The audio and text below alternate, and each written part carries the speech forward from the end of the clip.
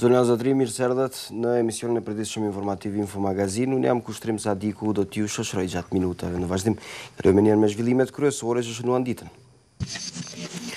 Kryetari i bordit të drejtorëve të Agjencisë Kosovare të Privatizimit Blerim Rexha ka dhënë dorëheqje nga pozita. Vendimin tha se moli pas tendencave për të akuzuar si anti-amerikan e anti-evropian.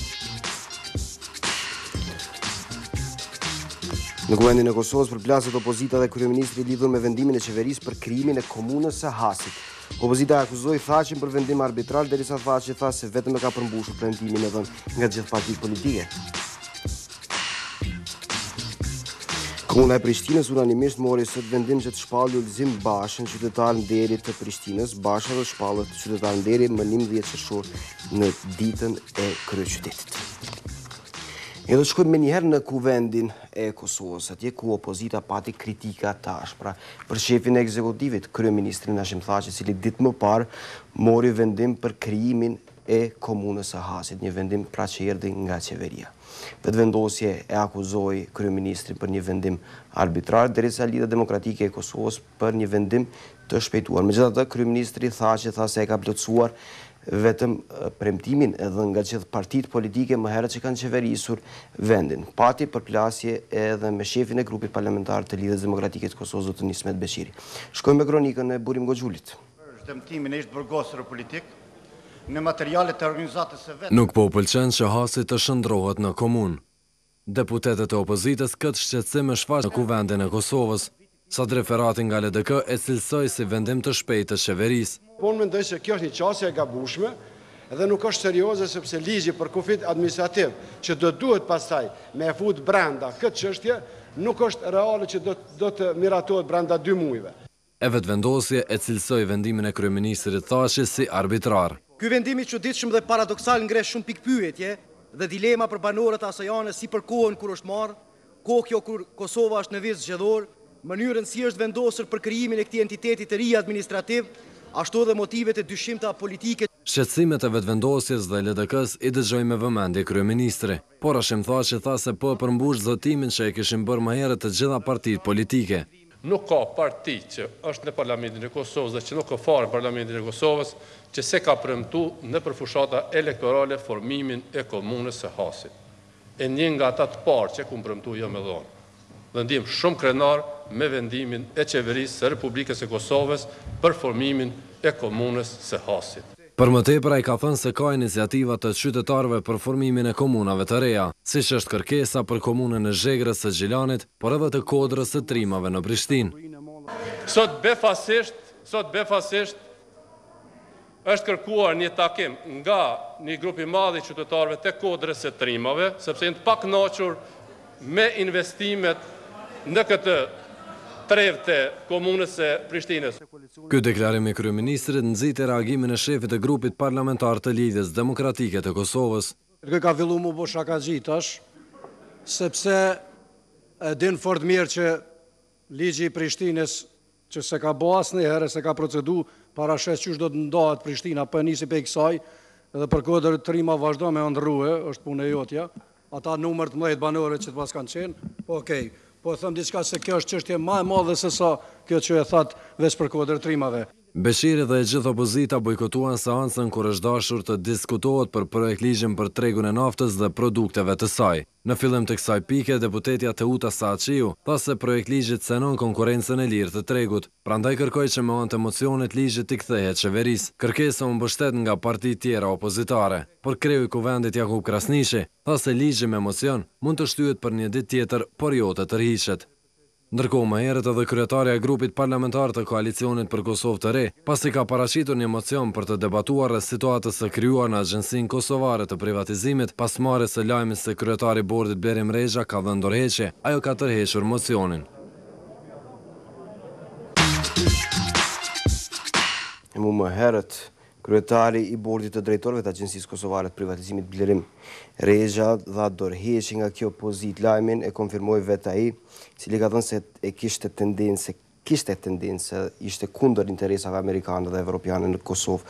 Dhe këto tendenca sipas tij nuk qëndrojnë. Megjithatë ai ka thënë se për të ndryshuar qasjen ndaj pronës dhe aseteve që privatizon dhe menaxhon AKP-ja kërkohen njerëz të rinj. Në një deklaratë dërguar kuvendit të Kosovës dhe opinionit Rexha ka thënë se u kërkon falje deputetëve të Kuvendit të Kosovës dhe qytetarëve të Kosovës që në këtë kohë të shkurt nuk ka mundur të zbatojë rekomandimet e tyre për rritje të transparencës dhe ndryshimit të modelit të privatizimit. Zërat për dorëheqjen e Rexhës nisën të qarkullojnë ditë më parë kur përfaqësuesja e SBA-ve në bordin e AKP-s u largua për shkak të pakënaqësive me udhëheqjen e Agjencise. Më pas, pa ndonjë sqarim nga ky bord, u largua dhe antarja e bordit Dardane Peja. E reagimet e ambasadës amerikane për arsye të largimit të përfaqësuesës së saj nga AKP-ja kanë vazhduar edhe sot pak orë para largimit të Rexhës. Në një përgjigje dhënë Radios Evropa e Lirë, thuhet se ajo u largua në kërkim të një procesi transparent të privatizimit. Aty thuhet se Washingtoni kërkon qeverisë së Kosovës të angazhojë individ kompetent dhe etik për të zhvilluar një proces të drejtë dhe transparent të privatizimit nga i cili përfiton Kosova si e tërë dhe jo interesat individuale. Mu zhvillimet e fundit brenda Agjencisë Kosovare të Privatizimit do të jenë temë e debatit të sotëm. Sot do të diskutojmë me ish-ministrin e financave, atë botë antar i bordit të Agjencisë Kosovare të Mirëbesimit, që më vonë u bë Agjencia Kosovare e Privatizimit, zotin Haki Shatri, dhe kryeredaktorin e revistes Ekonomia, zotin Ibrahim Rexhepi. Pas spoteve publicitare rikthehemi në pjesën e debatit në Info Magazin. Rikthehemi drejt për drejt në studion në Info Magazin për të vazhduar me pjesën e debatit në fokus zhvillimet e fundit në Agjencinë Kosovare të Privatizimit dhe dorëheqja e kryetarit të bordit Blerim Rexha. Gjithsesi një nisje e debatit që do ta vazhdojmë edhe me gjithë procesin e privatizimit. Me zotin Haki Shatri, ish-ministër i financave dhe detyrimisht në atë botë ish antar i bordit të Agjencisë Kosovare të Mirëbesimit, antari kryesisë Aleancës për Ardhmërinë e Kosovës. Zoti Shatri, mirë se erdhët. Mirë se gjeta. Ibrahim Rexhepi, kryeredaktor i revistes Ekonomia mik i Info Magazin. Mirë se erdhët, zoti Rexhepi. Para se të nisim me debatin, propozoj nga regjia të shkojmë me deklaratën e Blerim Rexhes, kryetar i bordit të AKP-s, tashmë në dorëheqje. Dhën pak momente më herët në emisionin Zona e debatit e Baton Haxhiut, e cila debat do të transmetohet realisht sonte në orën 20:45. Por për të pasur një pasqyrë më të qartë, kemi shkputur një pjesë të vogël për të qenë si nisje e debatit sotëm në Info Magazin. Shkojmë me deklaratën e zotit Rexha për të rikthyer përsëri këtu. Kam dhimbje, sepse është një detyre pa kompletuar e imja.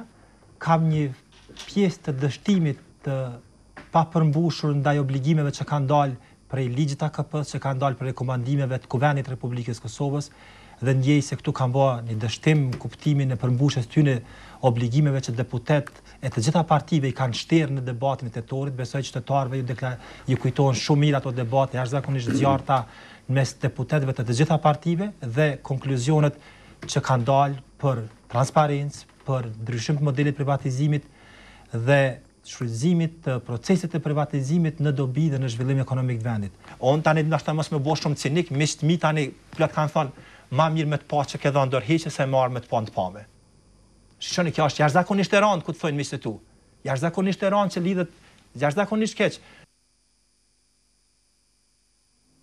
Ishte kjo deklarata e kryetarit në dorëheqje të bordit të Agjencisë Kosovare të Privatizimit Blerim Rexha, pjesë sekuenca të ndara nga emisioni Zona e debatit që transmetohet sonte në orën 20:45 në Klan Kosova. Po nisim me ju, zoti Rexhepi, si e shihni këtë zhvillim tashmë? Zoti Rexha dha dorëheqje, pat se si merr përgjegjësi edhe për punën e tij. Dorëheqjet, shkarkimet, emërimet duhet të jenë çështje shumë normale dhe shumë zakonshme për njerëz të çoh për shkak të dështimeve apo çoh për shkak të nevojave të ndryshimeve.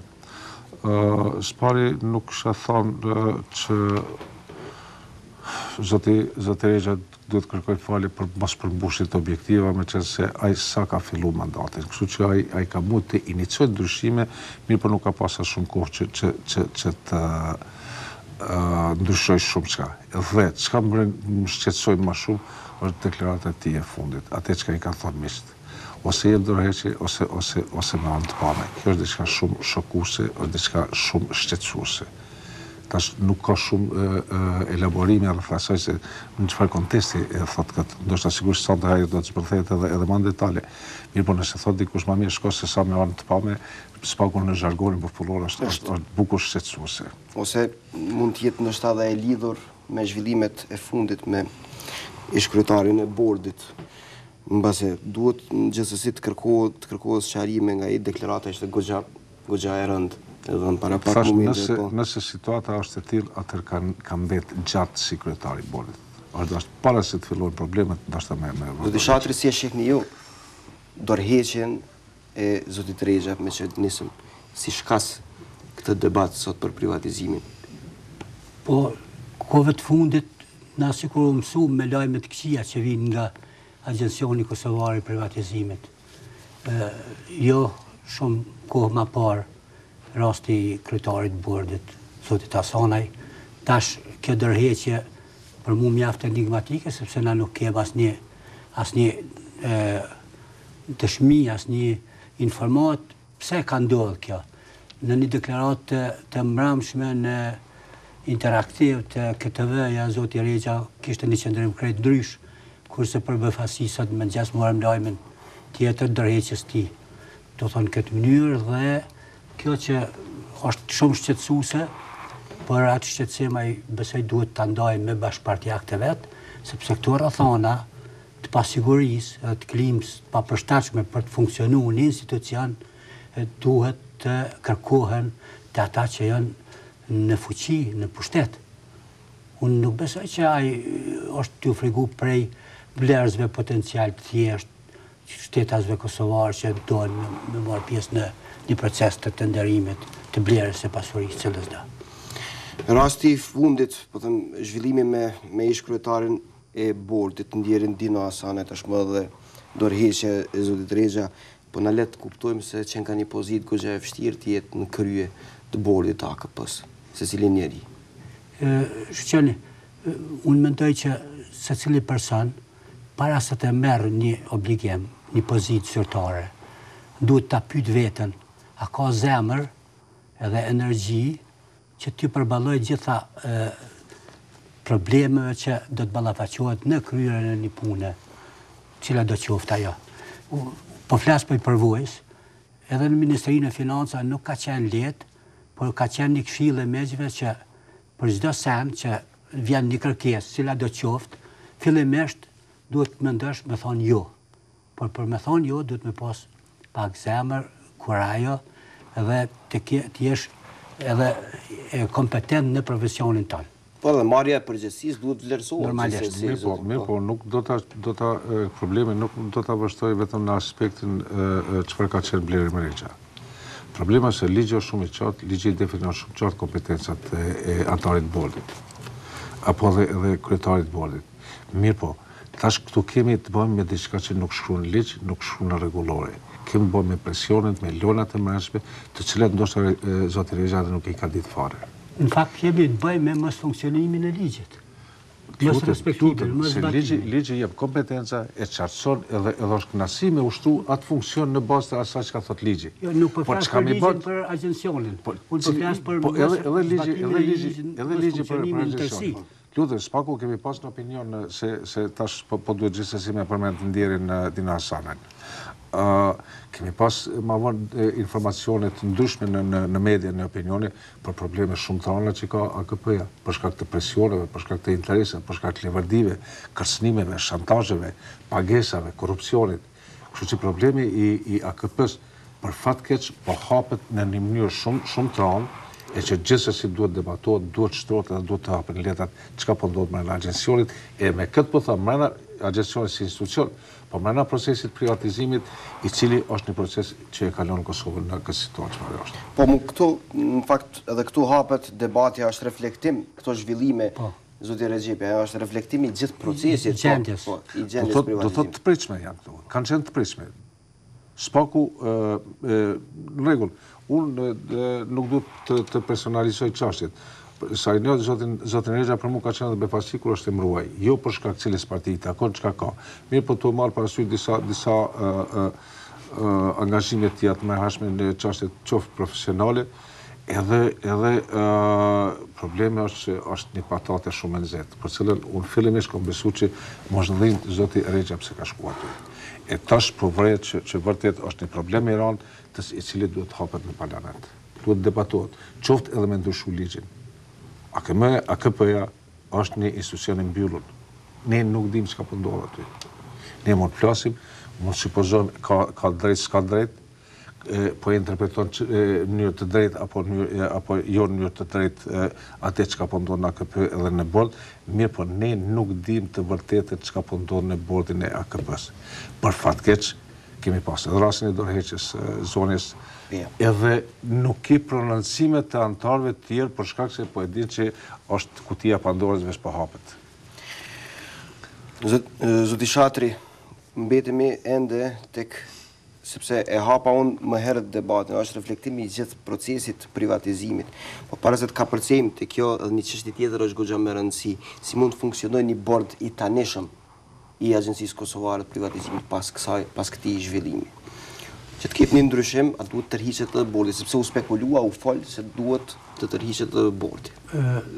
Ato që janë spekulime mbetën për diskutim në opinion. Pak informacion ka patur edhe për arsye që se zoti Rexhepi e përmendi, ka shumë zhvillime, brenda nuk ka shumë zyrtare, ka shumë spekulime. Por praktikisht bordi pa kryetarin e bordit nuk mund të funksionojë.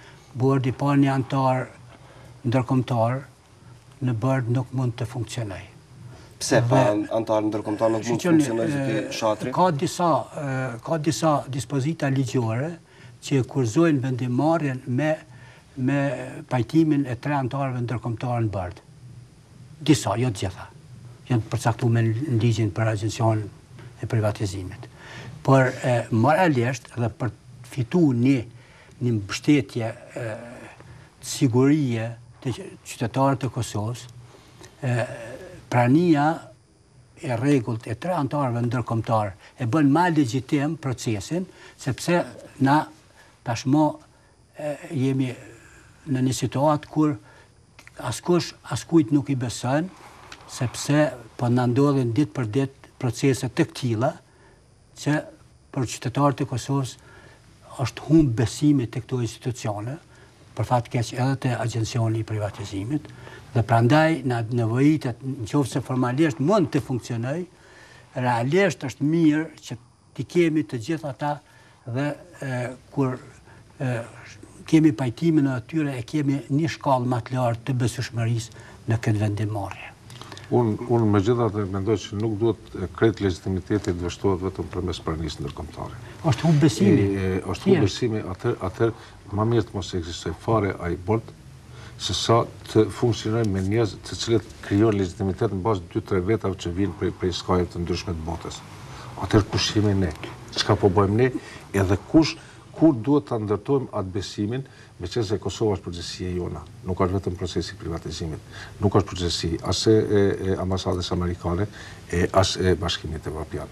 Nëse ne nuk dim të qeverisim, të menaxhojmë, nuk kemi besim të udhëheqim me vendin me shtetin, atëherë nuk di cila është armëria jote. Këto dëshira të mira, unë i kuptoj. Dhe tjetra, ky bord, po në realitet na po shohim cilat sfera na kemi mrri me ndërtu qeverisje ku kemi edhe besimin e qytetarëve. Zoti Shatri, në cilën funksionon ligjet, korrupsion. Na kemi shpall pavarësinë. Po e di që kemi shpallur. Atëherë nëse nuk di, si po funksionon kjo, dhe kjo pavarësi është ndru në favor qytetarëve të Kosovës, apo shfrytëzohet për me rrit mirëqenien e qytetarëve. Unë prandaj po flas. Jo, e kushta duhet 2 ndërkombëtarë me na krijuat legitimitet? Kush duhet? Na s'pëbojmë vetë. Kështu që kemi humb besimin të njerëzit. Nëse është humb besimi, atë le të shkojnë këta njerëz që kanë humb besimin, qoftë me përmes procesit votës, ose përmes Doreheqjes si ka bërë zoti Rexha, dhe duhet me liru perspektivën këtyre vendit. Por ndryshe nuk po flas as për pozitën, as për pozitën. Kishte qenë mirë me diskutu të dy Doreheqjet, kishte qenë mirë me diskutu të kemi informata të plota për të dy Doreheqjet, edhe të anëtarët ndërkombëtar të bordit, edhe të zotit Rexha. Unë nuk kam paragjykim për zotin Rexha, sepse për 3 muaj s'ka pas afat kohor me tregu veten as për mirë, as për keq. Jo, më habiti e deklarata që kërkon falje që s'ka mund me realizu, se s'ka pas kohë. Realisht, na jemi dëshmitarë të asaj se procesi nuk i ka dhënë fritet. Megjithatë është marrje për pa marrë parasysh shifrat, janë 1 shifër, 2 shifra, 5 shifra, një njeri apo 10 njeri me në bordit. Ky bord është i kompromituar. Ky bord duhet shkoj, duhet fillon një proces i ri. Nuk po plas aty. Me qenë se praktika deri tashme, si funksionon në Kosova, i kemi bordet e ndërmarrjeve publike të cilat që 1 vjet e gjysmë nuk kanë mandat. Kemi bordet e agjencioneve të pavara që janë gjysmake, që 1 vjet e gjysmë. Kështu që, mirë po, agjencioni privatizimit është diçka tjetër. Po, ekzistonte një debat në kuvendin e Kosovës, zoti Rexhepi, zoti Shatri, një debat goxha i madh, opozit për emërimin e antarëve të bordit. Debati ishte a temëron antarët e bordit si antar politik, në fakt, e drejtuar politik. Aty mas paku ka pas debat për procesin e privatizimit, për problemet e procesit privatizimit. Aty është folë për çelës partiut të me shku, a ka ngjyrën të theksuar partijake apo të patheksuar. Nuk është folë për privatizimin edhe për aspekte profesionale që duhet të udhëheqin në procesin e privatizimit. Kanë qenë njanshme, kanë qenë, themi, lëbuse për qëllimet e veta, dhe pikërisht këtë ligje e sankcionon se antarët e bordit duhet të jenë politikisht të paanshëm. Shkruan dhe është dashur të respektohet. Unë di që ndoshta këta njerëz mas emërimit aty nuk kanë qenë aktiv në politik, por sa kanë mujt me ik ndikimet nga njerëz të politikës që i ka dërguar aty, te ata që i kanë premtuar se unë çoj, po ti dush më kthy argatin. Mirë, tash po dhe që loja është do ta shkpus debatin për më pak se 1 minutë për ta vazhduar përsëri për të kapërcyer tek lajmi më i ri në një komunikat dhënë nga qeveria e Kosovës, publikuar pak momente më herët, kryeministri tha që ka marrë vendim që të emërojë zotin Besim Beshaj, ministër të financave, ndërkohë që zotin Fadil Ismaili ta emërojë ministër të zhvillimit ekonomik. Është ky lajmi më i ri që vjen, është spekuluar goxha. Lajmi i lojrave më të reja. Lajmi i lojrave më të reja po e cilësoni.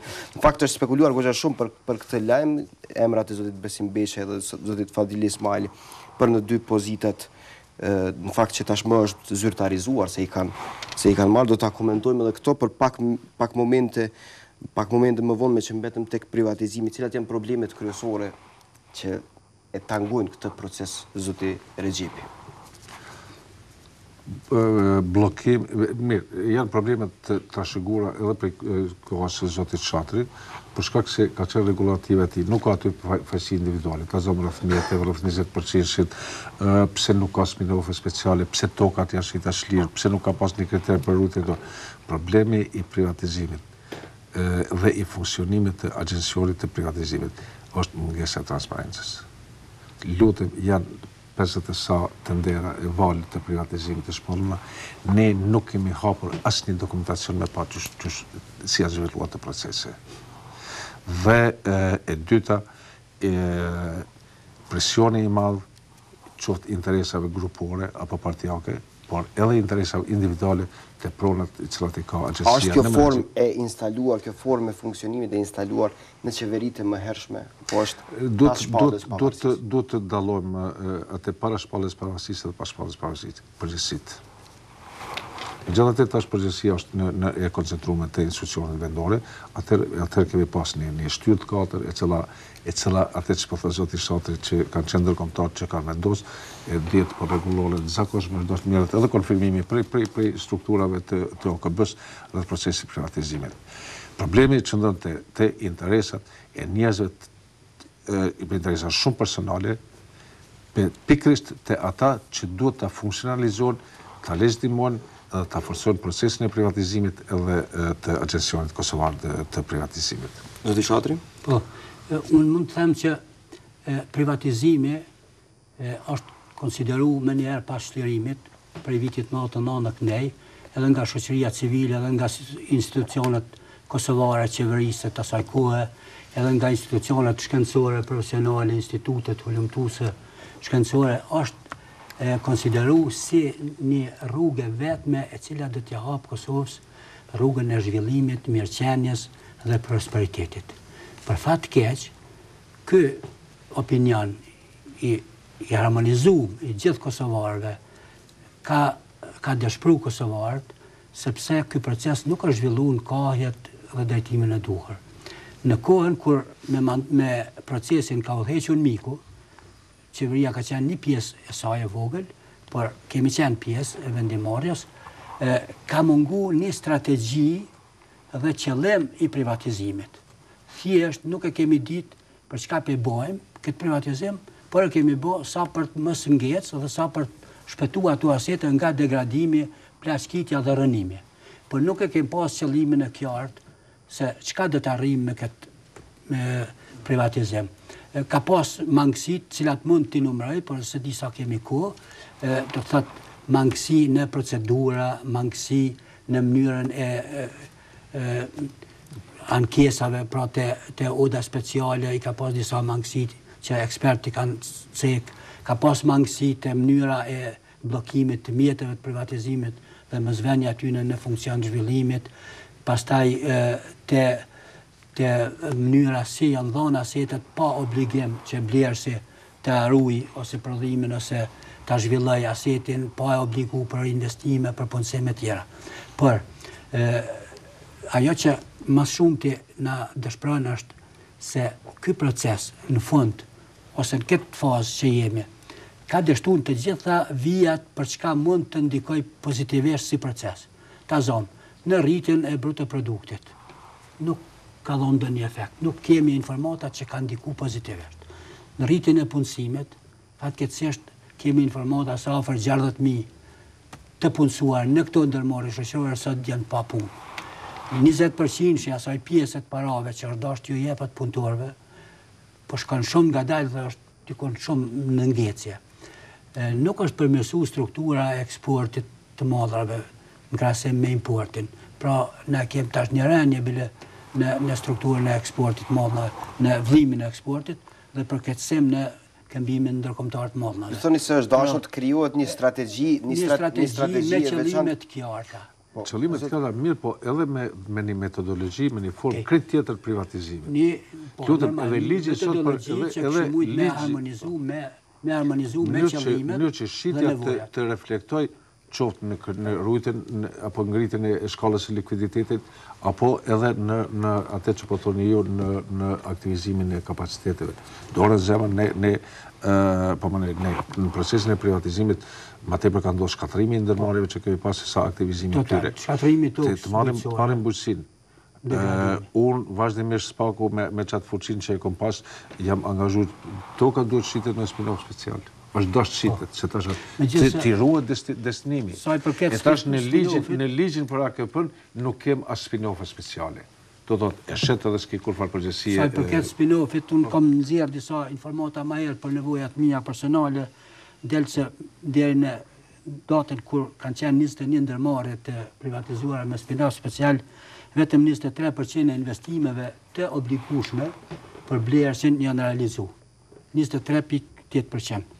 Do të thonë nga 127 milion sa ka qenë obligime për këta blerës të investojnë, vetëm 35 milion janë realizuar. Kurse punësimit dikun 74%, që flet për një dështim dhe ky dështim lidhet me mbikëqyrjen dhe rigorozitetin në zbatimin e vendimeve që i merr AKP-ja. Është dashur me i thirr çdo 3 muaj sipas rregullores, me marr raporte dhe me marr veprime konkrete për ata të cilët nuk i respektojnë kontratat. Mi, po si të shpëtohet ky proces kur po e quani pak a shumë të dështuar, që dy, edhe ju zoti Rexhepi, edhe ju zoti Shatri? Për fat keq, çështja është bukur e vonë për çfarë po flasim.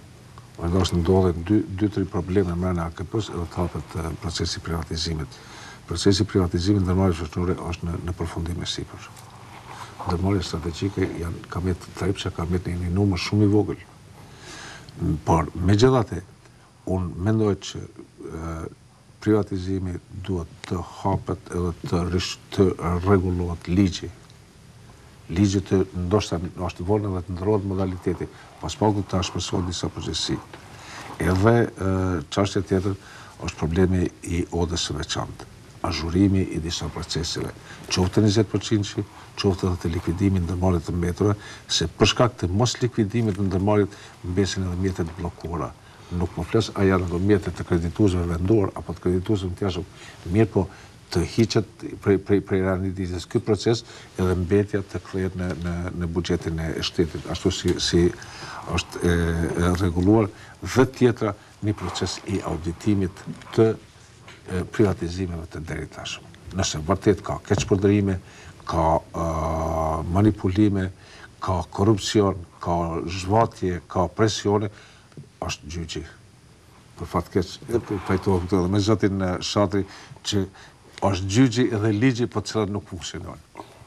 Këtu ishte pyetja sa do të ketë fuqi gjykata realisht të merret me këtë punë, me gjithatë. Gjykata është e veçantë pjesa për privatizimin. Ajo që është pak kontestuese është se kjo odë speciale ka 2 nivelet e gjykimit. Do të thonë edhe ankesat prapë shkojnë te njëjti institucion që është konflikt me rregullat e ligjeve në fuqi, por është ashtu si është.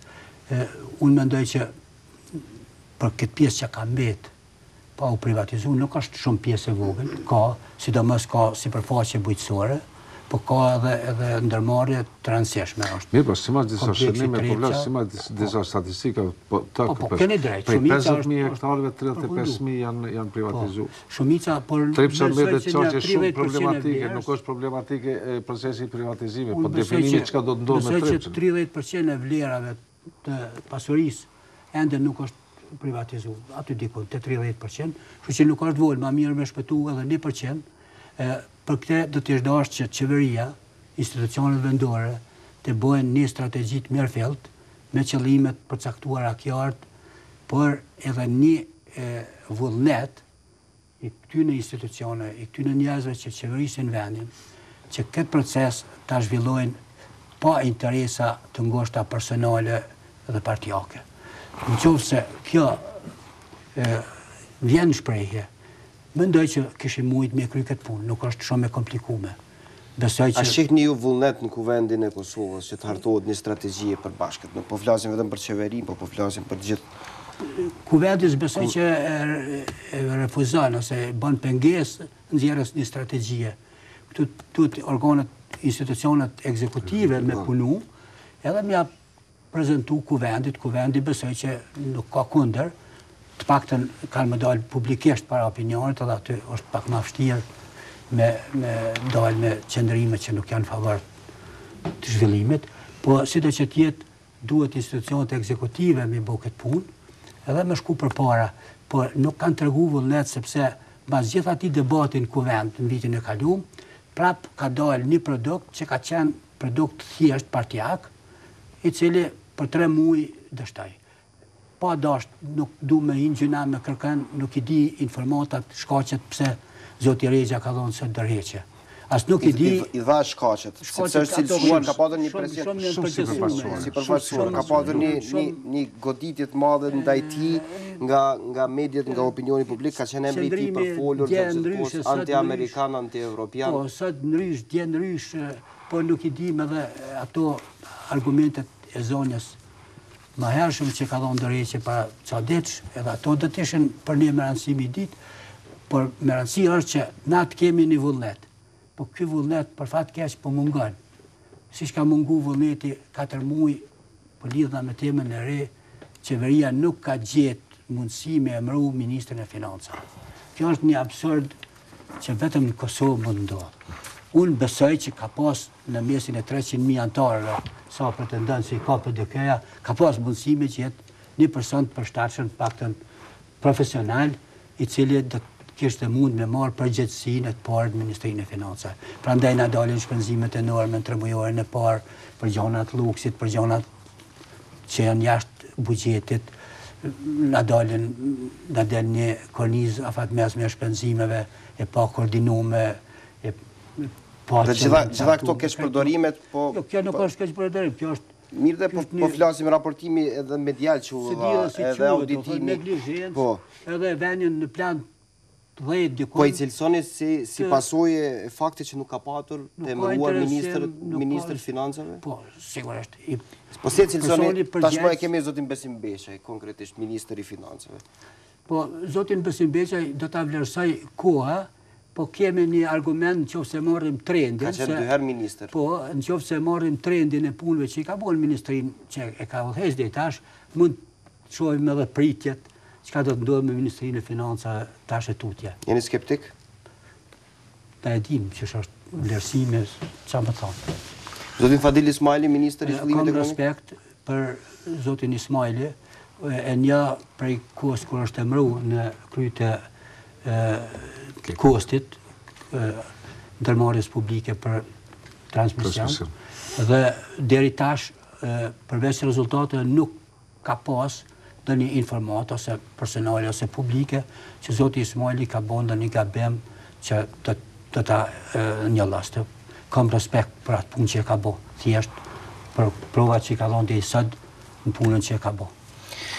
Nga ministri i zhvillimit ekonomik në ministër të financave, zoti Besim Beqaj.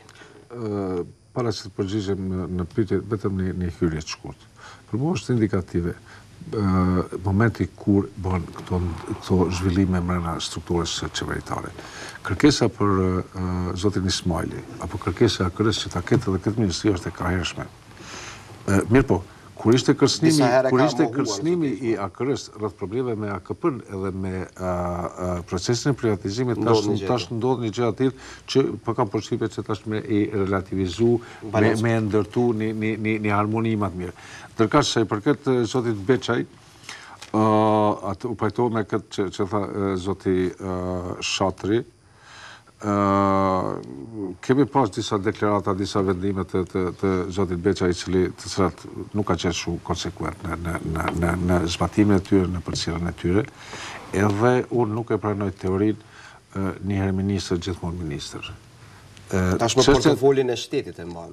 Mirë, partia në pushtet ka pas gjëra të tilla edhe të shohim tash cilat do të jenë rezultatet e tilla.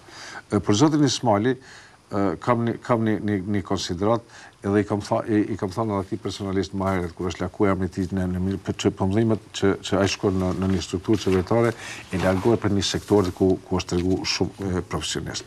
Për aspektet sado që është ekonomist, për aspektet e energjetikës është megjithatë një kalibër i cili mund tulet në detaj. Koha e mandatit është jashtëzakonisht e shkuar. Kjo është çështje e pajtimit të partnerëve të koalicionit, nuk është problemi. Mandati i shkurt se thoni që do të ketë zgjedhje më herët. Po, nëse bëhen në nëndorën e vitit tashëm, kur është mandati ligjor, është një kohë e shkurt që një ministër. Nuk është mandati plot, e qartë. Që një ministër ta tregoj krejt aftësinë e vet dhe vullnetin për të ecë përpara. Realisht ai tash do të përballet me problemin e Trepçës.